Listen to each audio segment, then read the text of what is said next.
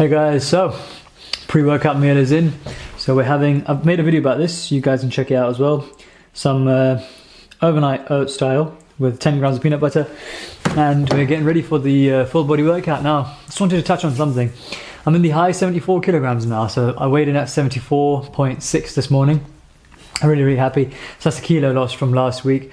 But yeah, just want to speed things up. Like, I'm not trying to crash diet in that way, but need to get the fat off really. If you guys have seen the videos before that I've made about a year or so ago, I think when I started my channel, I spoke about, yeah, I've done my transformation now, let's get in on the bulk and everything. And then the bulk kind of messed up, you know, I've really messed up my food. I mean, I documented it to you guys. I was like, oh, I'm back. And a few months later, I wouldn't make a video. I'm like, oh, I'm back again. Like, the strategy for bulking was really poor. I think the food was, first of all, not great because, oh yeah, I'm bulking. You know, you guys have probably done it where you're bulking. You just eat more than you probably should. So you're putting on more fat versus the amount of muscle you're putting on. So even if my training would have been great, which it wasn't, I admit, training for me took a backward step, and food for me became like fun, you know, like not fun. I mean, food you should enjoy anyway, but it wasn't like a focus. If there's like a pizza there or a burger here, I would be like, yeah, I've got this many calories left and I'm putting weight on anyway. Let me just grab it. Because like realistically, your muscles are hidden anyway, right? So your muscles are sort of not hidden exactly, but obviously when you put slowly amount, you put enough fat on, you sort of, when you start the bulk, right? When you start the bulk, you come to an agreement, there will be some fat put on. So in my case, I was like, you know what? I'm gonna put fat on anyway. It doesn't matter if there's a few more centimeters of fat, right, on my frame. I can just grab this pizza. So that's the slope I went down to, and I'm sure most of you, or some of you guys, have definitely done that as well. So for me, I've been here so many times before, like 74.6 kilograms.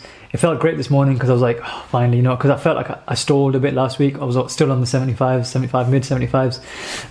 But obviously it just was the case of me waiting, and it happened. The weight dropped. I kept the work work rate up, and the weight dropped anyway. So that was good news. But what I mean to say is I've been here before, like 3 times now. I think I've done this where I bulked wrong, or twice actually. 3 times now, I'm not gonna lie. And then when you start cutting, I get into a relatively great starting point for bulking. I'm like, you know what, perfect. I don't look amazing with my clothes on, especially, or when I'm training. You can't really say like, oh, this guy's been lifting for a good while. However, I'm in a state where I've got an okay amount of muscle mass. As you guys have seen, my strength's not horrible. I'm quite strong. I'm okay. Relatively in the intermediate status though.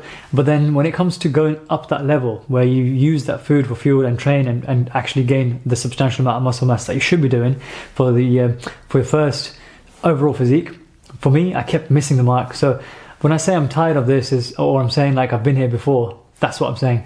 I've been here before, as in I get to a lean state and then I bulk wrong, and then I find myself having to cut again.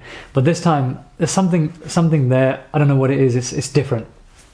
Okay, I can't really explain. Like, even with the videos, I've been so consistent. I've been doing a video once a week.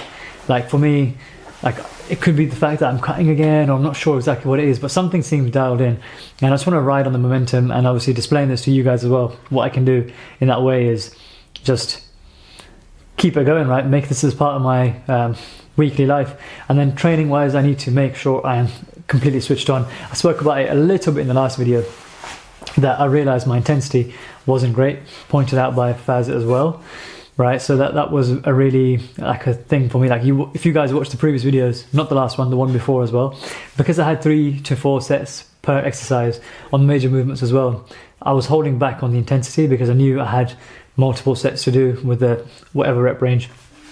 And in this case now, what I've done is I've cut down a lot of sets on most of the exercises. So I've streamlined the amount of exercises I do. So I do about 6 exercises per session, 3 full bodies, and then just focusing really on the intensity or doing that movement well. There's no point me basically going ahead and doing 3 sets of squats, and then I've got like 5 reps in reserve, for example. I'd rather go in there, get quality, and not even about the time. Like, I'm not too bothered. I can spend up to 2 hours in there. That's okay. It's more so about going in there and doing sets that actually matter. So if I'm not training to send the signal to my physique to basically be like, okay, you need to grow, mate, like this is it, then there's no point. I just basically spinning my wheels. So even the last set, if I was hitting a high RPE, it's mainly me being pre-fatigued with those 2 sets that weren't really that difficult. However, they were doing something, rather than doing 2 all-out meaningful sets, and not a hit approach or anything like that. not high intensity, not low volume, none of that. It's just me making sure I train good enough, hard enough to send that signal through for growth. That's all I'm worried about right now. And doing so, choosing quality movements. None of this, like, there is a place for these, by the way, like, you know, these band-aid flies and all that stuff. There's a place for all those exercises. I completely understand. But for me, I'm well aware, like, I'm self-aware in the point where I'm not that advanced at all. I'm nowhere near there. I still need to work up on the basics and get myself to a respectable stage in order to earn those, you know, those little weak points I can fix on this, that, whatever. I'm not living in dreamland where I know, oh yeah, I need to bring up the triceps or bring up my delts or the rear delt. This, I'm weak all over. I've come to terms with that, which is completely fine. But this is why this journey is so important. And this is why you guys should be a part of it, right? I mean, how cool is that if you guys can join me now and then we can do this together, and in a year's time, maybe even 6 months time, we see what we're working with. But anyway, enough talking. I'm running out of time now. I just realized I've been talking to you forever. Oats with the peanut butter, that will be my pre-workout meal. Right, ignore the mess in the back. But hydration protocol, pink salt. I just take a pinch of pink salt basically about half an hour or so before. Even if you take it later, it's fine. Even if you take it a bit later, because like while you're warming up, it kicks in anyway, I guess. It's basically just a bunch of electrolytes, pinch of salt, and oh shit, that's very salty, obviously, because of the salt. And then just like some water, basically. That's all you need. Nothing more, nothing less. And that's my hydration protocol. I don't take any pre-workout at the moment. I'm not taking some for a while just because of caffeine. I'm trying to avoid caffeine because like I train in the afternoons, evenings, and if it's too close to sleep time, bedtime, I just do not want to be sacrificing my sleep just for a bit of extra pump. So it's been a few years where I've not taken any caffeine. I don't really drink any coffee normal days as well, so I don't really know what I'm missing or if I'm supposed to have it and then what it would make me feel exactly. All I remember from back when I used to take it, pumps were great, I felt lots of energy, but I can't really remember that feeling again, so I'm not like craving it or anything. I would recommend you guys though just be wary of your caffeine intake because it can affect your tolerance as well, right? So give it a few weeks. When you keep taking it, you have to eventually up the dose to get the same effect from it. So it's kind of like a low grade drug really, isn't it? So I just stay away. Moving with the motion, following the light that sets me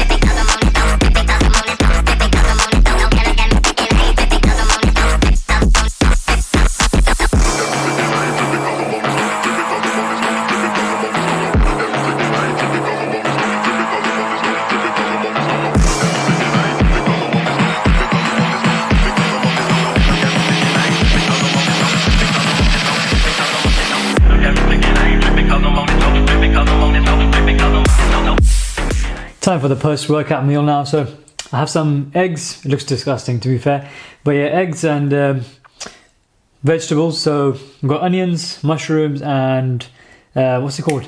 Bell peppers, and basically the remainder of chicken that I didn't have earlier. So this will keep me going. Normally I'm supposed to have some potatoes with it as well, but my appetite is kind of really good today. So right now I don't really feel super hungry like I normally do at this time. So I'm going to make use of it and cut a bit further into the deficit. Now, something I wanted to discuss as well, like you guys saw the physique, obviously, first of all. So far, like, we're not looking too different as we did to last week, because there's a lot of fat left still to go. But the main thing to talk about is you saw I lost a rep, or maybe it was even 2 reps on the rows, on the back row, on the T-bar row. So just to confirm on that, like, I'm not going to let that deteriorate. I'm not going to let that sort of dictate the next session going in. So a lot of people do this, and I've done this in the past, where you lose a rep or 2, you panic, so you bump your calories a bit more, slightly further. So right now, we need to make sure our main focus is to get the fat off. Once the fat is off, the gaining phases, that's what the gaining phase is there for. So each of these phases and these little things that we go through have their own purpose. The purpose for the fat cutting phase is keep your protein high, train as much as you can, which is what I'm doing. Train as hard as you can, or the best as you can. Keep your protein high, and then that's as much as you can do, really. Make sure you sleep well. So with me, recovery wise, I'm trying to get at least 7 to 8 hours of sleep. Most days I would say 9 out of 10 times, bang on, I get about 7.5 hours ish. I think sleep routine could improve things. That's something I need to employ. But yeah, so recovery, as long as that's good. Creatine I'm currently taking now, and as long as you're training hard enough and your nutrition is right, that's the best you can do, right? I mean, if you do then lose muscle, then it is what it is. Like I said, that has its own purpose. With me, the gaining phase will have that purpose in there. But hopefully you guys enjoyed this, and I'll catch you guys in the next one. Maybe there's a few more recipes that I've got that are coming out. I'm certainly not going to share that recipe because that food looks rubbish. But if you enjoyed this, please consider liking, subscribing, and leaving a comment. And I'll catch you guys in the next one. Peace out. Never felt a touch like this before. So